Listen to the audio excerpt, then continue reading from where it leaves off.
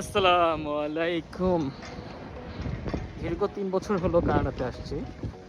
3 বছরের উপরে, কিছুটা উপরে। তো অনেক ঝড়ঝঞ্ঝাতে দেখছি, অনেক স্নো ঝড়ই হয়েছিল, বাট এবারের মতন স্নো ঝড় আর দেখা হয় না। কানাডাতে চলতেছে স্মরণকালের ভয়াবহ তুষার ঝড়।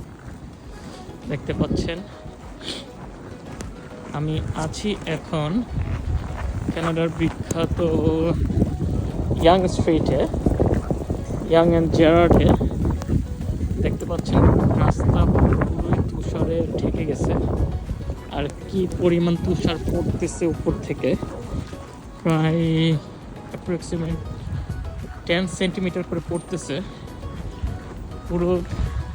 এই যে ব্যাংক বিএমও, এই ব্যাংকে আমার অ্যাকাউন্ট আছে। দেখেন ব্যাংকের এন্ট্রেন্স পুরোটাই মোটামুটি ব্লক হয়ে গেছে। কি একটা অবস্থা! তার মধ্যেও মানুষজন বের হয়েছে তাদের নিত্য প্রয়োজনীয় কাজের জন্য। যদিও আজকে রবিবার, সাপ্তাহিক ছুটির দিন, উইকেন্ড, যার কারণে তুলনামূলকভাবে মানুষজন কম। দেখতে পাচ্ছেন স্নো পরিষ্কার করার জন্য কর্মীরা কাজে লেগে গেছে। অনেক কাজ করতে হবে তাদেরকে, যেহেতু আজকে রাত মোটামুটি দেখেন সবাই মোটামুটি ভিডিও করতেছে, ক্যামেরা বন্দি করতেছে। আর এই যে গাড়ি দেখেন, গাড়ির কী অবস্থা! সেডান গাড়িগুলো মোটামুটি গ্রিপই পাচ্ছে না। যেই ক্ষেত্রে এইটা দেখেন রাস্তার কী অবস্থা, ইন্টারসেকশনের কী অবস্থা। যে জায়গায় এসইউভিগুলো মোটামুটি একটু কমফোর্টেবলি চলতে পারতেছে, এই জায়গায় এই যে দেখেন কীভাবে স্লাইড করতেছে গাড়িগুলো। হেভি গাড়িগুলো, বড় গাড়িগুলো মোটামুটি কমফোর্টেবলি চলতে পারতেছে, বাট ছোটো গাড়িগুলোর জন্য, সেডানের জন্য খুবই ডিফিকাল্ট হয়ে যাচ্ছে।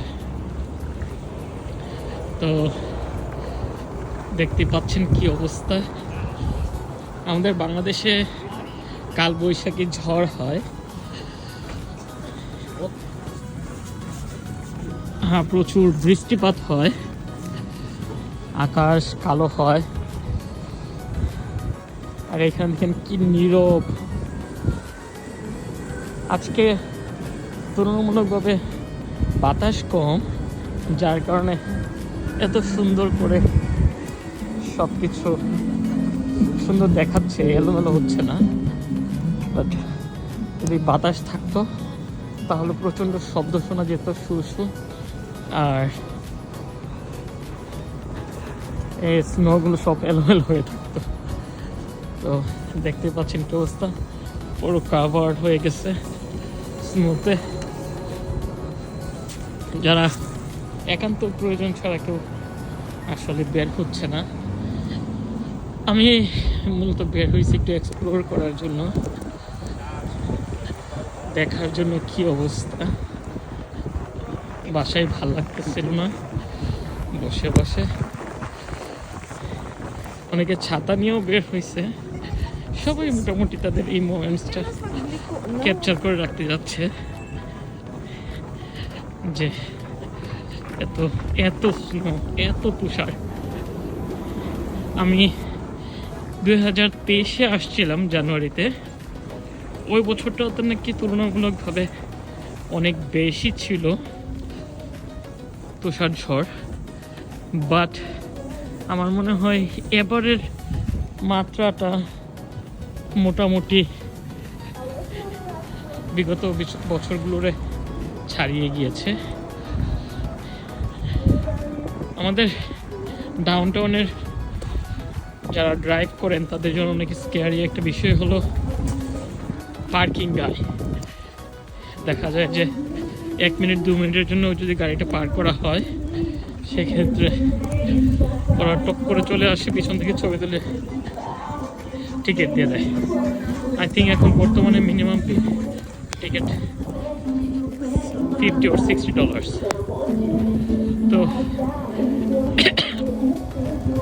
এই জায়গায় আজকে হয়তো বা এই মানুষগুলোকে আর পার্কিং গাড়িকে নিয়ে টেনশন করতে হবে না।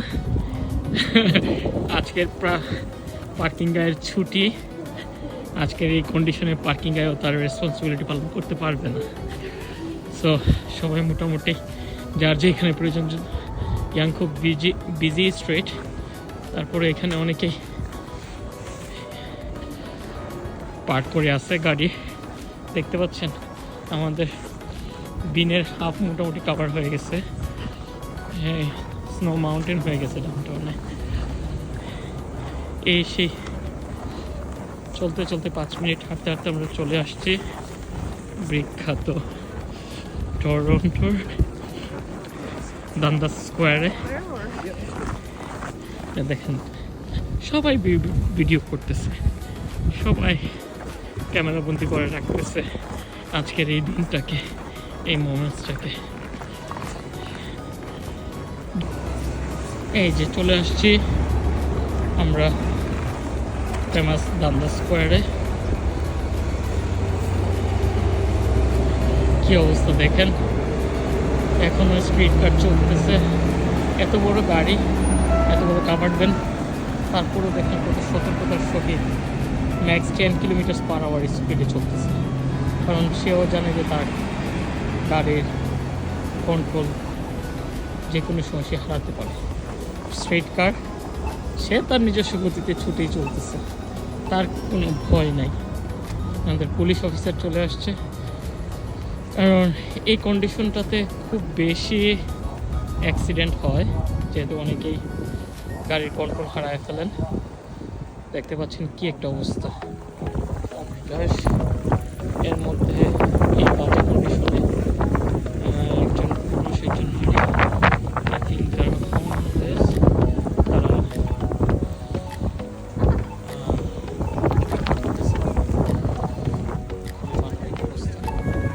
এটা কেউ বিশ্বাস করবে? কেউ মনে করবে এটা দান্দাস স্কোয়ার? দান্দাস স্কোয়ারের কি একটা অবস্থা আছে। এই যে উইন্টার সিনেপ্লেক্স, H&M, আমাদের ফেমাস ইডেন সেন্টার, স্কাই খাবার দিচ্ছে।